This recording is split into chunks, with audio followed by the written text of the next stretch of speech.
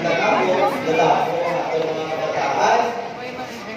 Kung hindi nato sila pagkagaan sa mga games nato o mga hambag, base din pa sila nato.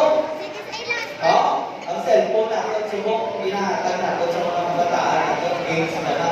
Kung hindi na yung malo, kababaan yung walang cellphone, wala nang matabok sila. Ang atong kabataan pa yung cellphone, di ba tantrum sila? Diba? Yes.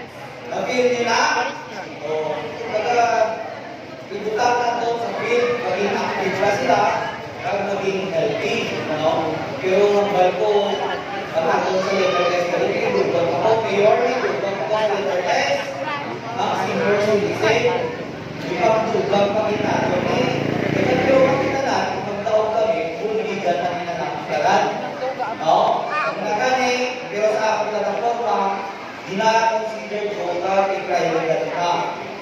Kalakpan nato na ako nito sa ako na plataforma. Anong ulihin? Letter A? Anong letter A? Ha? Nalipat na ka mo? Anong letter A ka na? Ang letter A stands for academic. So, education. Importante ang ato ng mga kabataan ay para sa insaktong na edukasyon. Kailangan, kung igatong kasubong, amoy na ang isa ka maka-upgrade sa atong panabuhi. Like even though we are only applying for a job, dila sa sunod sa mesano, ano nakatabo, anong ginapakita sa aton? Ginapakitaan kita sa diploma. Kaya na, may mga requirements and qualifications. So, suportahan din natin ang ako mga scholars sa muna, aral na sila kung nakabasa-basa ng muna. Mabalaan nyo, nabuligan naman tamang mga scholars, successful na subok. Aral na sila kung trabaho na. Kalakpakan natin, ikaluwi sa ginawang na-share mo ito. Isa na lang sa pagkita.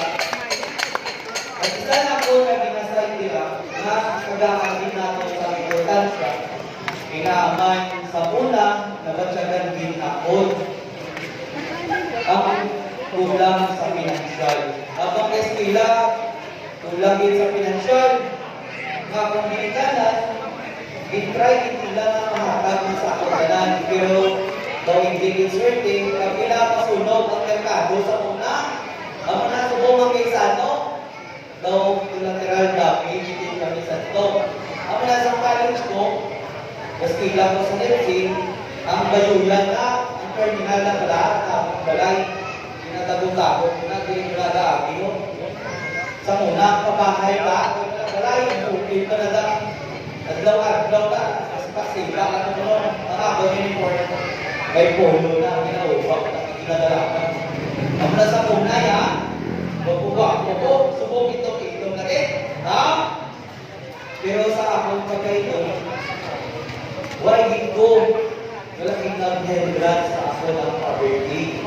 Amoy na ang ginahamblan kasi gusto mo not to boost myself, but to inspire you. Lalo na atong mga ginikanan, atong kabataan, ang atong mga ginikanan, yung medyo kulang, isiging lang, kailangan, daw, maaari dito sila. Kagang inyong pagsuporta sa inyong kabataan, hindi nila pagintag. No? Importante ang edukasyon.